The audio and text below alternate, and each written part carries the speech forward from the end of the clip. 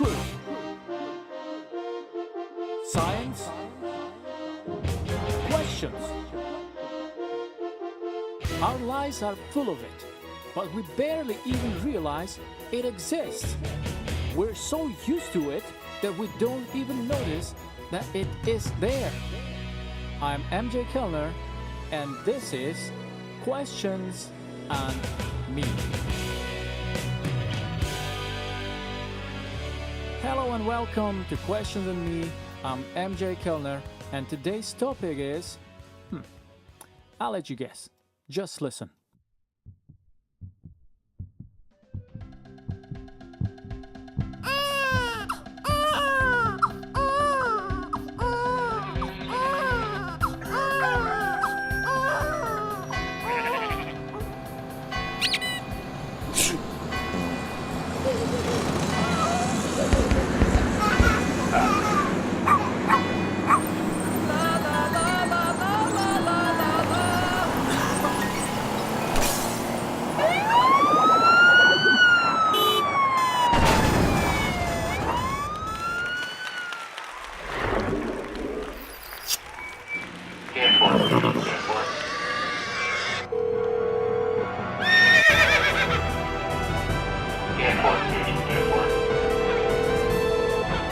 If you would like to make a call, please hang up and try again.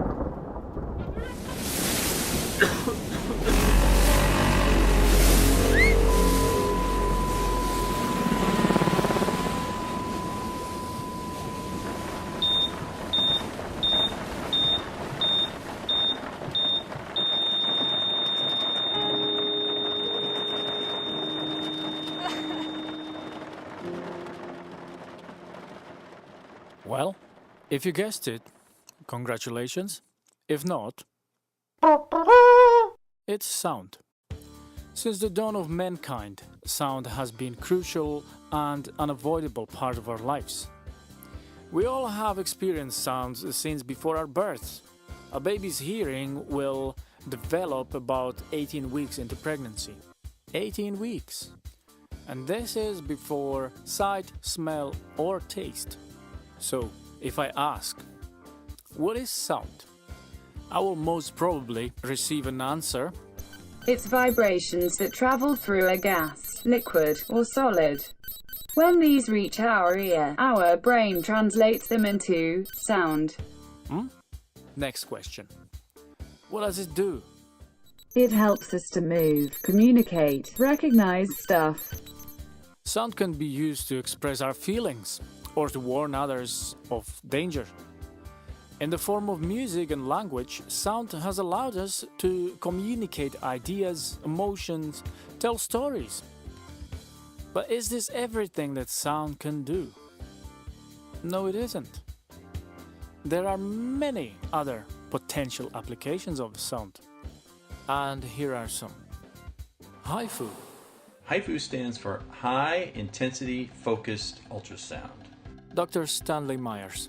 HIFU generates high intensity ultrasound waves, and these waves are focused onto a very small focal area.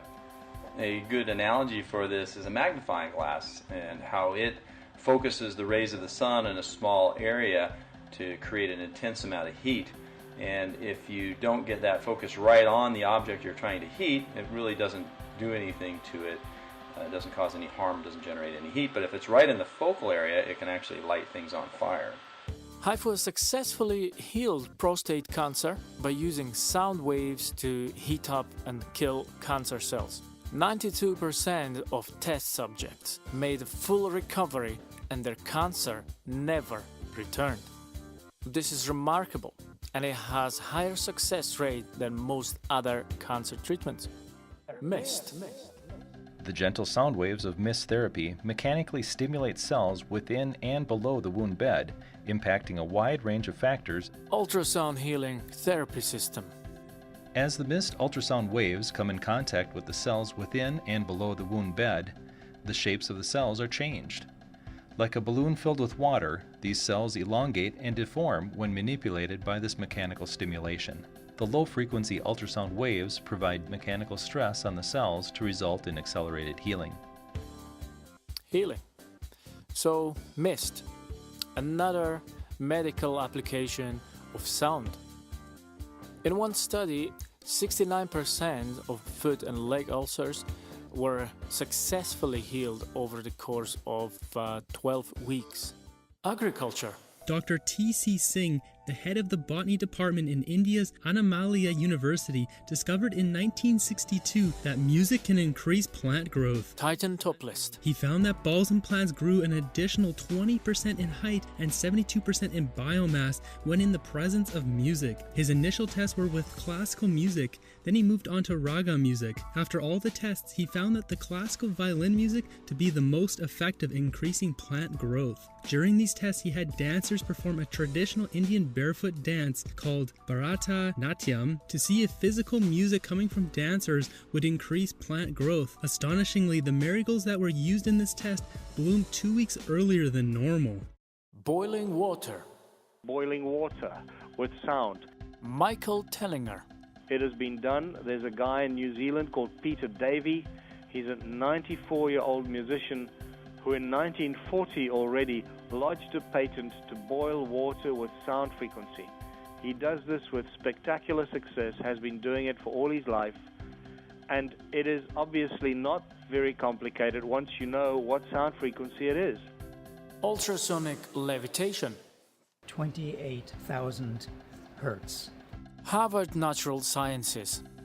way above our human hearing range.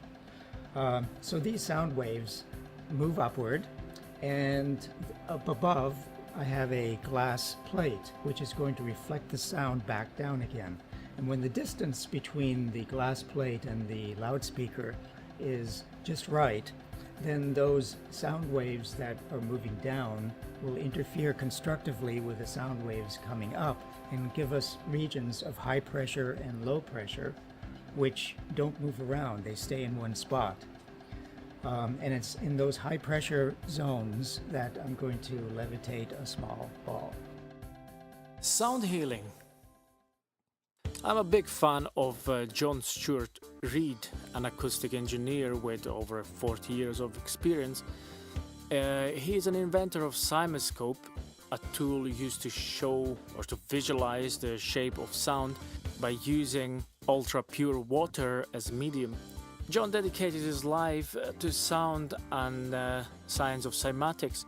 And now I'm going to play you a part of John's lecture where he's talking about his cymatic experiments in pyramids, sound healing, and some other things that some people might just find rather controversial. John Reid. I'm going to come to what's really interesting here about this cymatics experiment that I conducted in the King's Chamber. Cymatics is the science of visible sound, and I was interested in the resonances of the King's Chamber granite box. So I designed this experiment where I would make the resonances visible so I could study them visibly.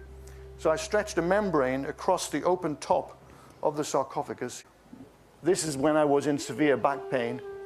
But what happened next amazed both me and the antiquities inspector, because a whole series of ancient Egyptian hieroglyphs started to appear in this sandy surface. Jed Pillar was snaking, literally like a moving snake on the surface of the membrane, and the antiquities inspector said, "How do you do that?"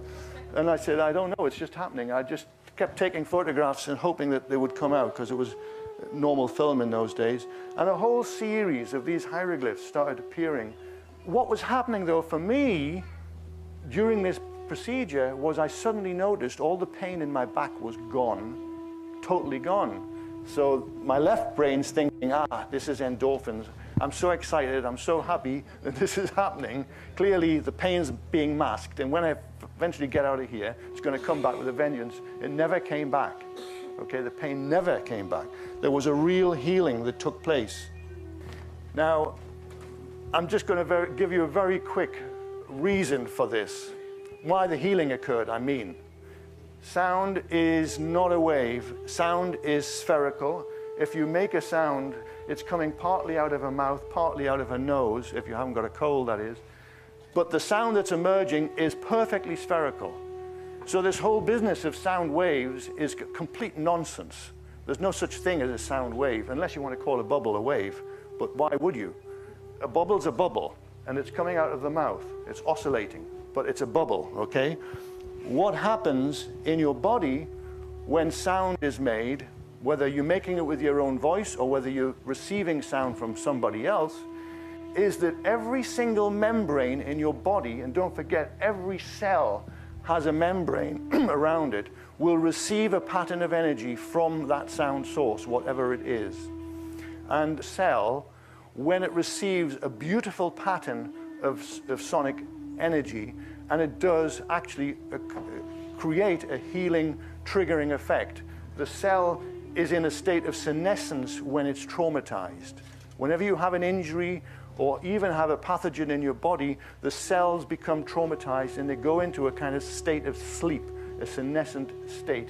And the sound triggers the cells out of the senescence, the natural senescence that they have, and reanimates them, awakens them, and they go back to their normal replication process. And that is why I believe my back was healed in that moment. Thank you very much. Sound has been an integral part of religion and spirituality in humans. St. John's Gospel, the ancient Vedas, Tibetan and Egyptian myths all speak of its importance in the creation of the universe. In the Gospels, in the beginning, the Word already existed. The Word was with God, and the Word was God.